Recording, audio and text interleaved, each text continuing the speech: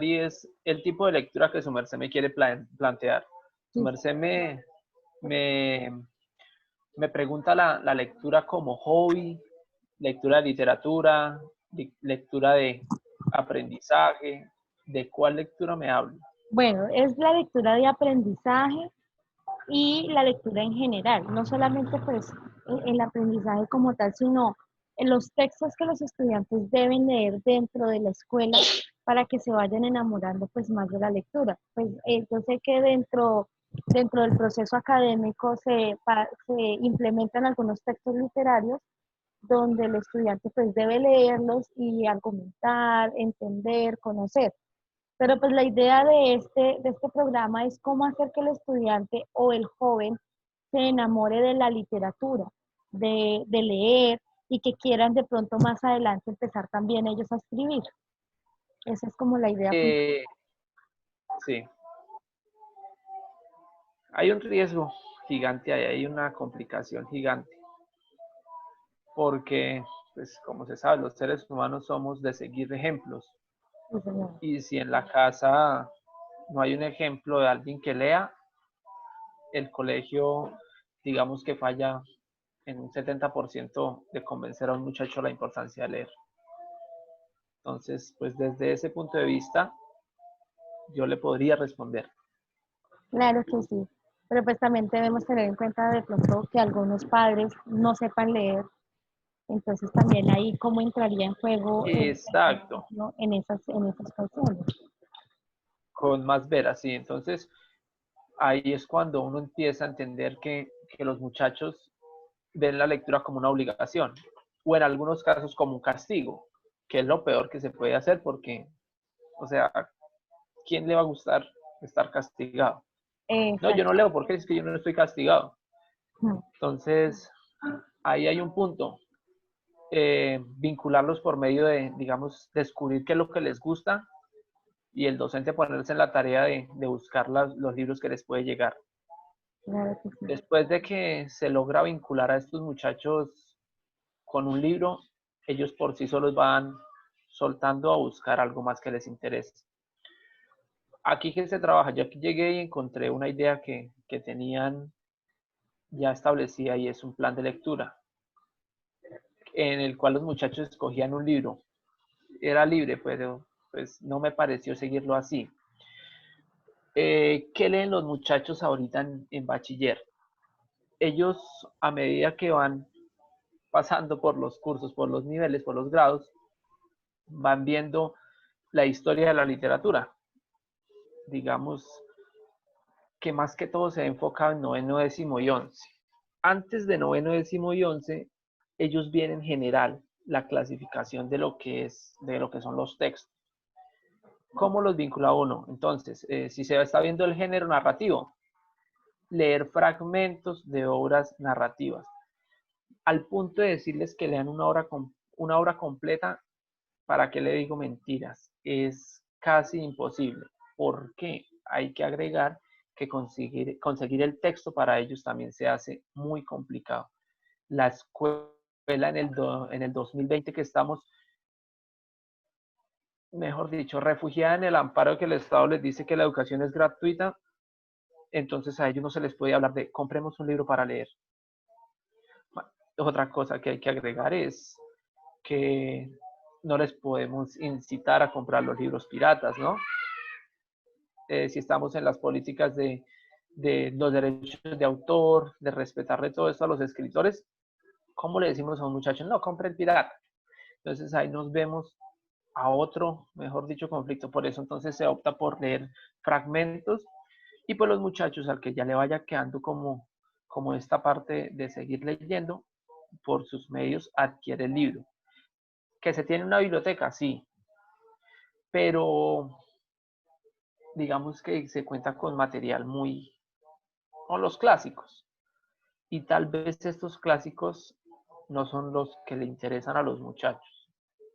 Sí, ya no son de su agrado. Para nosotros, o sea, es una cosa exquisita. Estando en la universidad, ya cuando uno conoce la historia de un autor, eso se vuelve algo que, mejor dicho, quisiésemos que fueran eternos y siguieran sacando este tipo de producciones. Pero dejémonos de mentiras, a los muchachos de hoy en día ya la literatura universal, como la llamamos nosotros, es muy difícil que les guste. Nos vemos enfrentados a las TIC porque se nos dio por convertirla en nuestra enemiga. Entonces, nosotros leer libros electrónicos es inducir al muchacho a que viva pegado al teléfono, y el sistema de educación nos está diciendo entonces que no, que los muchachos no tienen derecho a utilizar el teléfono en clase. Solo 10º y 11 y eso en casos extraordinarios. Entonces, ¿qué nos queda? Seguir yéndonos a fragmentos. ¿Por qué? Porque digamos que nos enfocamos en más que la tecnología se convierte en un distractor y no en un aliado. La señal con la que cuentan muchas partes del país también es un impedimento para que los muchachos, digamos, estén en foros literarios, que compartan esas ideas, esos aprendizajes que le dejan los libros. Entonces, nos vemos enfrentados, ahorita como docente nos vemos enfrentados a eso. De vez en cuando se rescata un poquitico en el cual nosotros a través de las redes sociales les compartimos contenidos de algunos libros y ellos la curiosidad les gana y los leen, pero no se consigue con todos. Y en la mayoría de los casos, pues que se queda la lectura en lectura de los textos de las teorías que ellos tienen que aprender y de ahí no pasamos. Bueno, profe, con base a eso que usted me está diciendo, ¿usted de pronto qué estrategias implementa en el aula para desarrollar esas habilidades en el proceso de la lectura y en el proceso de la escritura? Porque pues ya en estas edades ellos empiezan como a escribir un poco más, ¿no? Sí, entonces, una herramienta fue el desarrollo de los talleres de lectura crítica a partir del 2016, las nuevas implementaciones que nos dan esa ventaja de fragmentar la lectura, cuentos cortos o apartes de una novela, y enseñar a los muchachos lo que es leerla, entenderla y contextualizarla. Para esto, entonces, importantísimo aprovechar las clases para contarles a ellos cómo han sido los diferentes momentos de la literatura. Entonces, no podemos decirles que no, es que todos los autores de literatura piensan lo mismo, porque es un, es un punto en el cual hay que saber explicarles la diferencia, por ejemplo, de Gabriel García Márquez a escritores de los inicios de lo que fue el proceso de conquista y, se me fue la palabra, bueno, de los diferentes momentos de la historia de la literatura en Colombia, solamente para quedarnos acá. Entonces, eso es lo que se les pide a ellos, vincularles la parte teórica con ejemplos de cómo era ese tipo de escritura. Esa podría ser una estrategia. Más allá de esto, ¿qué le digo? Es que no le puedo inventar. Yo creo que así es como se maneja. Sí, profe. Bueno, usted me dice esa estrategia se trabaja más que todo en el aula, ¿cierto? ¿Cómo la implementa usted de pronto la lectura en los tiempos extra clase? ¿Cómo se implementa esa parte también de la escritura también durante estos tiempos extra clase? ¿Y qué desafíos de pronto se le han presentado a usted como docente? Bueno, empecemos por el desafío, como le venía diciendo, que no todos cuenten con el texto que hay que leer. Ese es el desafío mayor al que nos enfrentamos, las bibliotecas desactualizadas. Fortaleza. ¿Cómo? No, por medio de talleres. Es que nos hemos vuelto tan conductistas que si no es con una nota, entonces ellos no hacen nada, que toca como que a la mayoría de gente privarle de ese desarrollo de gusto con algo punitivo, que es decirle, bueno, pero si usted no trabaja no hay nota. O sea, esa es la realidad. Eh, Uno en la universidad dice, no, pero es que tal vez esa no es la única forma, pero es una de las que más funciona. Sí, desde este punto de vista entonces también se les motiva la escritura. Pero entonces la escritura, que esto tiene que ser variado. No siempre, digamos, se les puede decir, vamos a leer un ensayo, entonces usted ahora produzcan un ensayo. Entonces, ahí es donde va la parte en que ellos son libres de decir cómo quieren expresar las ideas que a ellos les quedó. Y una cosa que a mí me ha parecido clave y siempre lo voy a defender es, imagínese que esa situación sucede acá en nuestro corregimiento. Y cuéntenme quién sería el personaje principal y cómo se llevarían a cabo esas situaciones. Esto es como lo principal en la escritura.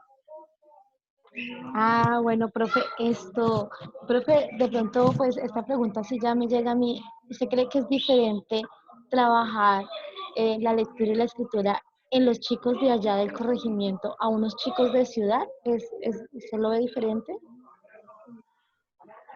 Total. O sea, son mundos distintos nomás corregimiento a pueblo.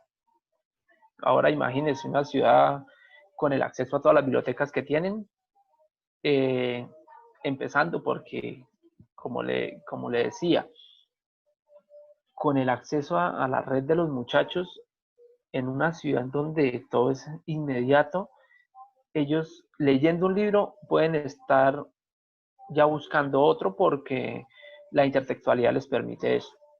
Entonces, para entender un libro muchas veces tienen que referir a otro. Y en cambio acá quedan bloqueados porque me dicen, uy, profesor, pero me decían que tocaba leer este otro libro. Y muchas veces libros que no los podemos tener a la mano. Ahora lo otro, yo pues corro el riesgo de decirles, mire, yo tengo el PDF, yo he leído o lo tengo en línea, pero el celular, sacarlo en el colegio, eso es un complique. Eso es mejor dicho, es casi legal Sí, decirle a los totalmente. muchachos, venga, hagámoslo por el medio del celular. Entonces, ¿y cómo es la vida de paradójica? Porque mire cómo nos enseña que en tiempos de pandemia, la herramienta que le teníamos miedo y que teníamos allá a un lado, pero que es la única que nos está solucionando el trabajo. Entonces, llega ese conflicto y mejor dicho, como para volverse uno loco. Profe, ¿usted de pronto ha podido vincular a los padres y a las madres de familia dentro del proceso de aprendizaje de la lectura y la escritura? Gracias a la pandemia, sí. ¿Por qué? Porque el trabajo en casa me ha permitido decirle a los muchachos, hágame el favor y pues como necesito que alguien vigile que usted esté leyendo, léale a alguien de la casa. ¿Y quién está en la casa? Mamá o papá. Entonces, en este momento se está trabajando. Antes, creo que siempre tenemos una excusa y es, no, pero es que yo también tengo que trabajar, yo también tengo que hacer otras cosas, entonces me queda difícil que concuerden los tiempos del muchacho. Sin embargo, más en vacaciones sí.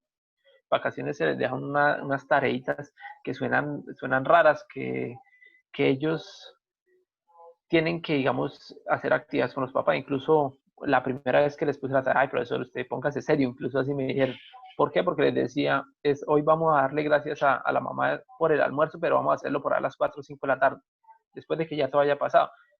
Y al final les colocaba una actividad para que ellos interactuaran, que era como que le contaran una noticia, que si leían un periódico o algo, que le contaran a los papás para ver qué reacción tenían. Y luego de esto hacer un escrito y que en el escrito ellos se iban a dar cuenta y me iban a permitir a mí entender si lo habían hecho. Que no, pero ¿cómo uno se lo puede inventar? Les dije, lo inventaron el primer día, el segundo día les acabaron las mentiras. Entonces, digamos que es como las únicas formas, pero ahorita la pandemia sí, ha permitido que los muchachos les lean y se dan cuenta los padres que muchas veces cuando uno les molestaba diciéndoles es que hay que ponerle más cuidado o algo, era porque de verdad estaba sucediendo. Entonces, pues ahora sí agradecer al COVID que nos permitió más conectar a los muchachos con los padres. Profe, ¿y algún padre de familia en algún momento le ha dicho, uy, profe, gracias, o profe, usted dejó esa actividad, o le han hecho comentarios sobre eso? ¿No? Digamos que como que se lo reservan, lo hacen entre ellos, pero con uno se lo reservan. ¿Por qué? Porque estamos reconociendo, uno dice que uno como docente no tenga errores porque sí, Y el reto y el error más frecuente que cometemos como docentes es mezclar nuestro temperamento personal con los muchachos, que muchas veces por situaciones ajenas la vida nos cambia en un minutico y los paganos son ellos. Pero ahorita entonces digamos que como que se ha prestado para que haya más comunicación entre docente y padre y el trabajo. La idea de aquí en adelante es que siga así de la mano y los muchachos, o sea, es sorprendente cómo ahorita que han estado en casa han respondido de mejor forma que cuando estaban con uno. Profe, de pronto quisiera saber cómo y con qué frecuencia usted evalúa las habilidades de lectura en los estudiantes que han ido desarrollando a nivel del grado escolar. Eh, bueno, pues acá en corregimiento que es son grupos pequeños. Esto lo podemos hacer cada bendita clase. ¿Cómo? Dos preguntitas, ellos producen. Eh, pues, ¿qué le digo? Muchas veces nos enfocamos más que en el fondo, en la forma, para estar pendientes de la ortografía. Pero sí se da el espacio, en cada temática que se está viendo, se da el espacio para que ellos como que reflejen ese pensamiento y el modo en que ellos entendieron, lo más importante, lo que ellos entendieron de lo que se trabajó en el tema de la clase. Profe, esto, de pronto, ahorita con lo de la pandemia, ¿cómo los ha podido evaluar así, pues, a nivel virtual o cómo ha sido el proceso de evaluación? Eh, Vea, esto es curioso. Yo le cuento que cuando estaba como en sexto semestre, estábamos en una clase y me preguntaron que cuál era mi sueño y yo le dije a la profesora, sí, entonces no le dije, no, profe, mi sueño es trabajar desde la casa, pero créame que no, cambio mi sueño. Trabajar desde la casa ha sido complicado, eh, pero no imposible. Digamos que gracias a las nuevas tecnologías, el proceso no ha sido, digamos, no se ha visto como tan obstaculizado. Eh, de los 200 muchachos, 200, perdón, no, sí, como de los 140 muchachos con los que tenemos clase, si 10 no tienen el WhatsApp, es mucho. Entonces, ¿qué es lo que hacemos? El día domingo a ellos se les envía una hoja guía en la cual se les explica qué es lo que tienen que hacer. Y nosotros nos comprometimos y logramos darle el material de trabajo a ellos, en el cual ellos pueden leer, van las preguntas, si uno quiere anexar preguntas, lo hacen semanalmente. Ellos a través del WhatsApp le están preguntando a uno o si necesitan la llamada telefónica, eso nos sobra. Y así no, hemos estado en contacto con ellos. Eh, de pronto, no todas las personas lo han hecho del mismo modo. Yo lo estoy haciendo de ese modo y estoy recibiendo las imágenes del cuaderno, que ellos me le tomen fotos al cuaderno de cómo han venido trabajando y pues ahí puedo ver cómo está la parte de la ortografía, puedo ver cómo están trabajando el orden, puedo ver qué es las respuestas que me están dando. Entonces, digamos como que no ha sido como el gran cambio a como venía trabajando con ellos en clase, pero sí hace mucha falta poder estar con ellos y contarles, más allá de dictar la temática, de poder contarles cómo es la temática. Y sí, eso es un proceso que ha sido un poco difícil porque pues no todos estábamos preparados para este cambio tan abrupto. Profe, bueno, usted me mencionaba al inicio sobre las TIC, la tecnología, que se le ha dificultado pues al principio, que no era permitido. Bueno, no sé, allí en el corregimiento de San José, para pues, las personas que van a ver este video, San José es mi pueblo natal. Y San José, pero aquí en la ciudad yo veo en colegios donde pues, se les ha permitido el uso de las TIC. Entonces, con base a esto y pues sabiendo que a los muchachos les gusta tanto la tecnología, yo creo que antes, pues yo creo que ya me dio la respuesta, pero pues si no, ¿cómo usted utiliza las TIC para el desarrollo de la lectura y la escritura en el aula? Entonces, el antes y el ahora. Bueno, es un poco compleja la respuesta, pero se la voy a dar sincera. En este momento, digamos que implementar las TIC, no las estoy utilizando. Sí las he utilizado, incluso he planeado y diseñado planes de aula en donde se permiten principalmente los medios audiovisuales para la introducción a un tema. Pero ahorita, en este momento, no lo estoy haciendo. O sea, yo me estoy convirtiendo en la herramienta de transmisión digamos, de los temas. Me toca manejar, adueñarme del tema y explicarles la historia personalmente. O sea, no da tiempo de decirles, no, tomen, trabajen hoy, no. Todo el tiempo me toca estar ahí con ellos prácticamente al estilo youtuber, respondiéndoles preguntas personalizadas.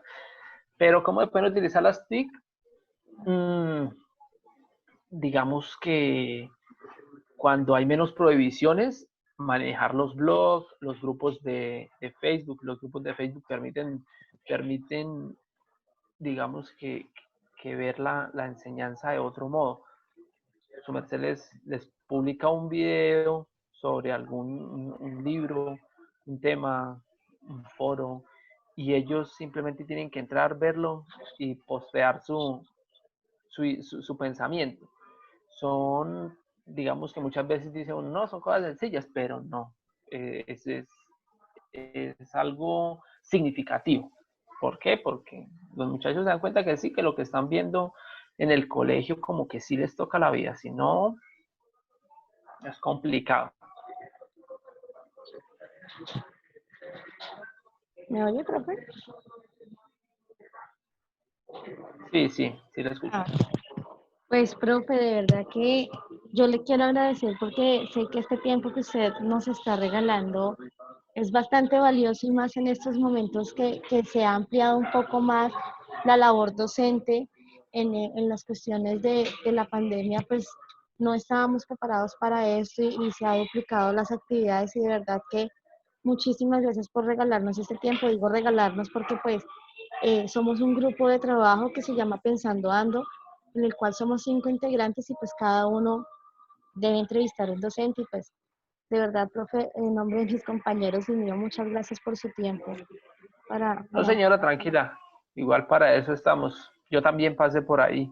Sé lo que implica ese ideal de querer ser docente antes de enfrentarse a la realidad, porque los contextos de la enseñanza colombiana, son muy difíciles. Colombia, en eso sí, santísimo señor. Eh, Entender lo que sucede de ciudad a pueblo, incluso de pueblo a pueblo, son muchos retos a los que se ven enfrentados los docentes. Sin embargo, pues esto es lo más bonito que puede hacer uno, enseñar. Profe, de verdad que sí. Profe, una última cosita y ya es como personal. ¿Ha sido difícil para los muchachos de allá todo esto de la pandemia? O sea, para las clases, para las actividades, para todas estas cuestiones. La pandemia, la pandemia nos está enseñando a valorar lo que tenemos. No hay otra explicación. Que si les ha duro, claro, a todos por igual. Eh, yo le hablo desde el corregimiento. Y acá el único punto en donde se reúnen todos los muchachos es en el colegio. Aquí no hay otro sitio donde ellos digan, no, es que nosotros, digamos, los fines de semana nos reunimos para hacer nuestras actividades. No, eso es puro cuento. El único sitio, la vida en el corregimiento gira en torno al colegio. Y más para los La muchachos. El vida resto, social de ellos, sí. exacto. Entonces, terrible, durísimo. Esto no tiene nombre, mejor dicho. Eso. Sin embargo, pues el mensaje de todas las semanas es paciencia y igual todo se hace por cuidarlos y esperar que lo más pronto posible podamos volver a estar allá.